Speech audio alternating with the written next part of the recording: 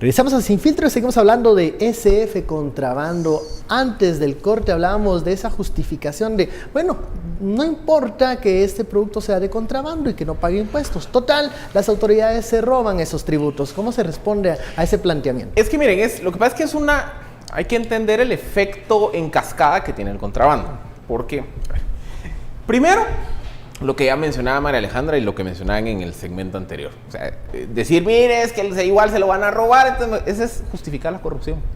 Y es precisamente esas justificaciones lo que cuando lo llevamos al nivel macro estatal termina dando lugar a la macro corrupción. Por ejemplo, la línea. ¿La línea qué es? La línea no era nada más que un esfuerzo por ordenar la corrupción. Porque hay una corrupción más institucionalizada. Ajá, porque ¿qué pasaba? De alguna forma. Miren, los vistas de aduana, y eso es un tema que se sabe desde la época del tatalapo, dirían las abuelitas. Que con los vistas de aduana pues, se hacían arreglos de, a ver, mira, es que el 20% del arancel muy caro, teme esta partida mejor porque solo sale 5% y te ajusto, que no sé qué va. La línea que fue, la de decir, si igual lo hacen, ¿por qué no lo ordenamos mejor para que todos reciban? Esa fuera la lógica de la línea. Entonces, de entrada, cuando yo empiezo a justificar un acto ilegal, ya voy mal. Pero luego, como les digo, hay una serie de razonamientos en cascada. Por ejemplo, el contrabando, como les digo, afecta a la producción local.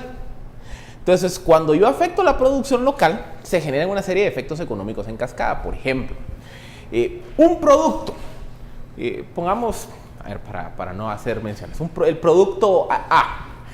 Aquí en Guatemala me cuesta producirlo 10, pero por impuestos, IVA y ISR, el precio final va a ser casi 12 o incluso hasta 13. Okay. Ese mismo producto, supongamos que en México vale exactamente los mismos 10. Como no va a pagar esos impuestos, entonces el producto de contrabando mexicano, salvadoreño, hondureño va a costar 3 quetzales menos que el producto guatemalteco. Entonces, ¿qué va a decir el consumidor? Pues me voy por lo barato, ¿va? Okay. Pero cuando eso se va volviendo a gran escala, yo, productor guatemalteco, digo, yo con eso no puedo competir, pues. ¿Qué voy a hacer ahí? ¿Qué voy a hacer ahí? Yo no puedo bajar 3 quetzales mi precio. Recortar producción. Entonces, ¿qué? Recorto producción. Recortar producción implica menos generación de empleo, menos generación de riqueza. Entonces, ¿qué pasa? Ese contrabando que personas de un lado del espectro lo están comprando, entre comillas, más barato, es riqueza, empleos que no se están generando en la cadena productiva. Y ojo, esto no solo es al productor, sino al comercializador también. Por ejemplo, yo soy una tienda formal que vendo el producto A. Y María Alejandra tiene su puestecito en el mercado, en la esquina, o su tiendita informal, que a ella no le importa vender el producto A de contrabando. Entonces, yo como soy tienda formal, yo no voy a comprar ese producto de contrabando. Lo va a comprar María Alejandra porque ella opera en la informalidad. Entonces, ¿qué pasa? Yo como comercializador, no como productor, como comercializador, también tengo una pérdida porque no me van a venir a comprar a mí, le van a ir a comprar a él. Entonces, todo esto genera un efecto bola de nieve en donde no solo hay menos impuestos percibidos, menos generación de ingresos, menos crecimiento industrial, menos crecimiento comercial, y todo se va en detrimento o se mueve hacia la informalidad, hacia el crimen organizado. Ahora, hay una reflexión que yo creo que sería importante aprovechar, y sobre todo con las distintas reacciones que han surgido con este tema y la reacción pues más reciente, que es la que estaba discutiendo en este momento Philip. Creo que debemos de ser muy cuidadosos a la hora de decidir trabajar por la lucha en contra de la corrupción y empezar a decidir trabajar desde nuestros espacios por mejorar Guatemala, porque estas son precisamente el tipo de conductas de las cuales estamos hablando, que eventualmente dentro del gobierno se expresan pues de una forma muchísimo más dañina, pero que son conductas que en un primer punto fueron avaladas dentro de la sociedad.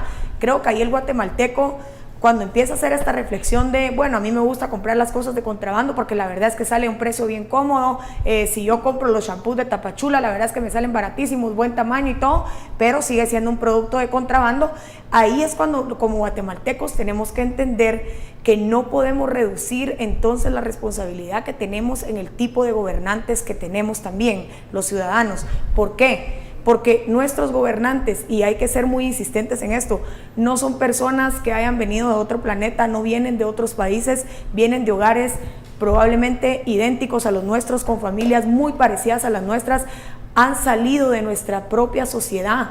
Y esas mismas conductas, la aprobación de ese tipo de malas prácticas fue lo que eventualmente llevó a estos gobernantes en un puesto público que pudieran llegar a creer que este tipo de delitos en realidad no estaban dañando no solo la economía guatemalteca, porque todo este tipo de delitos, todo este tipo de ingresos que el Estado deja de percibir cuesta la vida de personas, y como ya lo decía pues muy bien se ven reflejados también en la salud, en la educación y en otros muchos temas que son prioritarios en el Estado guatemalteco. ¿Qué hacemos si en contraste a estos 139 puntos ciegos solo existen 20 aduanas?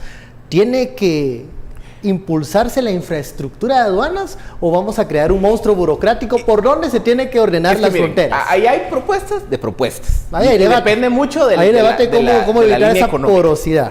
Por ejemplo, la escuela de liberalismo más dura, de libertarianismo, propugnaría el libre comercio al 100%.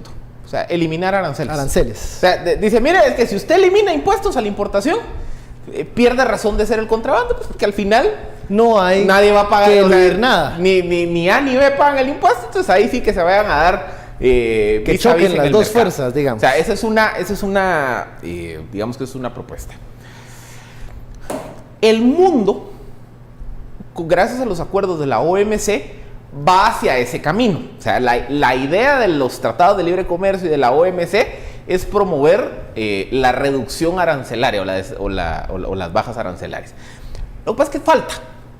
Y es más, estamos viendo a nivel mundial un retroceso en algunos esquemas de apertura comercial. Sin ir tan lejos, ahí está la revisión o la retirada, mejor dicho, de Estados Unidos de la Alianza Transpacífico. O sea, quiera que y no la el revisión mundo del Tratado de Libre Comercio con NAFTA. O sea, quiera que no el mundo en los últimos 2-3 años como que le empezó a meter un poquito freno en mano a esa desarancelización, que es, digamos que esa es la propuesta liberal tradicional, que es decir, no aranceles, no impuestos a la importación, libre comercio, ahí se mata el contrabando. Como esa propuesta, pues no vamos hacia ese camino, por lo menos en el corto plazo. La respuesta tiene que venir de la mano con presencia del Estado. Es que al final del día, cuando vemos los datos que da la fiscal general, 139 puntos ciegos, son 139 puntos en las fronteras donde la policía ni enterada, donde no hay control de agentes del Estado, del Ejército, por ejemplo, de que entra y que sale. La fotografía un poco que tenemos ahí en el fondo del hashtag, eso es un ejemplo del microcontrabando, del contrabando hormiga, de cuando pues un grupito de lancheros pasa unos toneles de gasolina. Pero es que, digamos que aparte está el macrocontrabando, en donde resulta que no son 2 balsitas las que pasan, sino que pasan pipas enteras de combustible. Y entonces, ¿qué me dice eso? Que hay zonas en donde el Estado no tiene la menor idea de qué pasa. Y ojo que estos 139 puntos también pueden ser pasos seguros para otro tipo de sustancias. Y es que estas cosas más preocupantes, ¿no? Claro, estas cuestiones amenazan también la inversión, y creo que eso es lo que las personas deberían de entender. El ambiente en Guatemala en este momento, a los ojos de posibles inversionistas, pues hay un ambiente de mucha tensión, hay un ambiente, estamos pasando por un proceso, podríamos decir, quizás superando la crisis, pero aún con mucha incertidumbre sobre qué es lo que vamos a construir. Pero eso no es lo que está alejando a los inversionistas de Guatemala. Lo que aleja la inversión de Guatemala es lo permisivos que somos con este tipo de delitos, es esa ausencia del Estado en puntos estratégicos, puntos clave, en donde pueden con mucha facilidad pueden llevarse, pues no digamos gasolina, la gasolina quizás es uno de los mejores males que les podrían pasar en el contrabando guatemalteco. Otros temas como cómo este tipo de malas prácticas puede facilitar también el trasiego de narcóticos y otras cuestiones que pueden terminar pues afectando en gran medida muchísimo más la credibilidad que tiene Guatemala como país y debilitando aún más la institucionalidad. Philip, es que miren, a ver, yo soy uno de mis autores favoritos es Moisés Naim. Y Moisés Naim, a mí me parece interesante su postura respecto al contrabando, porque él básicamente lo que dice es, miren, el contrabando no es un fenómeno económico. O sea, no hay el negocio del contrabandista no es pasar producto para defraudar al Estado. El negocio del contrabandista es pasar producto ilegal. A él no le importa. Entonces, ¿qué me dice esto? Las grandes redes de contrabando, así como pasan carne, huevos, pollo, productos industriales, etcétera, etcétera, o de industria ligera, también pasan personas, armas, drogas, precursores. O sea, su negocio es identificar una zona en donde el Estado no opera y tomar control de esa zona para por ese pedacito pasar lo que sea. Desde bienes, de consumo o bienes lícitos hasta bienes abiertamente ilícitos. Entonces, bajo la perspectiva de Naim, el fenómeno del contrabando no se resuelve mediante política económica, sino que se resuelve mediante política de seguridad de Estado. Porque implica decir, bueno, o sea, si el negocio, y por eso les menciono el caso de la red del bodegón, que el caso de la red del bodegón es interesante, porque el caso de la red del bodegón, solo para reseñarlo rápidamente, es parte del testimonio de Juan Carlos Monzón, pues que tenían que vender granos para proyectos del Ministerio de Agricultura, pero resultaba que no habían granos en la producción local de Guatemala, entonces había que traerlos, no sé si de México, no sé de dónde, pero como no querían pagar el impuesto, había que meterlo de contrabando. Entonces la misma red que estaba buscando hacer el negocio corrupto con el Estado, tuvo que contactar a una estructura que ya era famosa porque era una macroestructura de contrabando. Es decir, hay como un servicio, es como un servicio de flete, si lo quieren llamar así. De transporte de cualquier cosa. Es un servicio donde mira, vos pasas cosas por la frontera sin que nadie sí, va, pasame 10 contenedores y no preguntes qué viene ahí, como la película del transportador sería.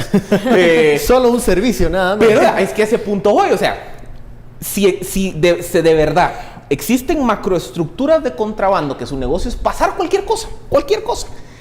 La respuesta es una política de seguridad del Estado, porque implica entonces que el Estado tiene que recuperar control de esas zonas o de esos puntos ciegos.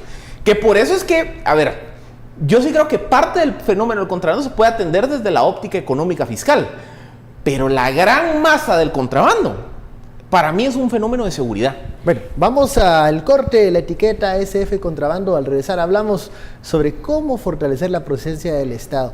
¿Hay que llamar al ejército? De eso hablaremos al volver.